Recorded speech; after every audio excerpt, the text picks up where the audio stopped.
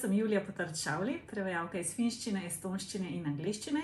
Rada bi predstavila dve knjigi, ki sta lani v mojem prevodu izšli pri založbi Sodobnost. Prva je za otroke in sicer gre že za 6. v seriji slikanic Tine in Bine. Finska slikanica, odštekana, zelo priljubljena pri otrocih in tudi njihovih starših, preverjeno. Druga pa je knjiga za odrasle, to je pa roman Selje Ahave, Preden moj mož izgine, tudi finska avtorica, zelo ganljiva zgodba o razpadu neke zakonske zveze. Tako, toplo priporočam.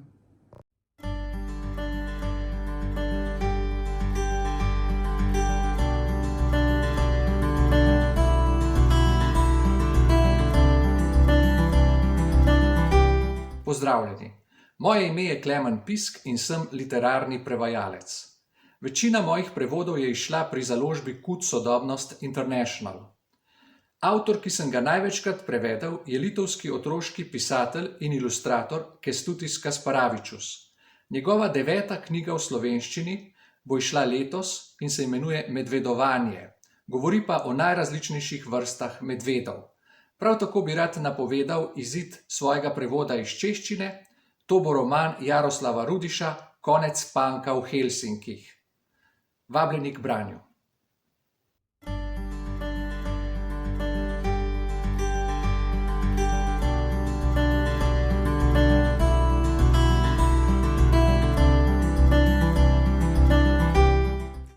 Živjo, sem Stan Anžel. Za KUD Sodobnost International sem iz nizozemščine prevedla knjige, ki med drugim govorijo o duhovitem pogledu na nizozemsko družbo, o zardevanju, neobičajnem volku, domišljijskih živalih, o odštekani babici in o srečanju z mladci. Ravno pa je šla v tisk knjiga Najdenka iz Puhljevega gozda. To je taka topla knjiga o pogumni deklici Najdenki, ki med drugim reši medveda in hoče živeti po svoje. Tako da vabljeni k branju.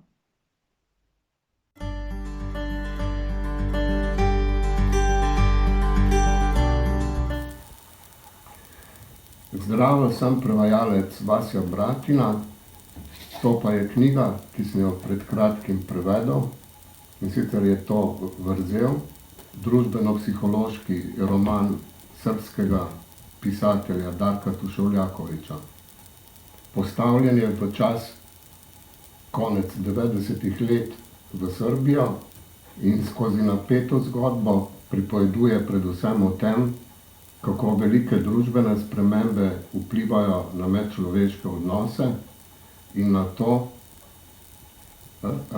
kako je mogoče v takih časih ostati zvest samemu sebi. Zato bi bil znal biti zanimiv tudi slovenskim bralcem.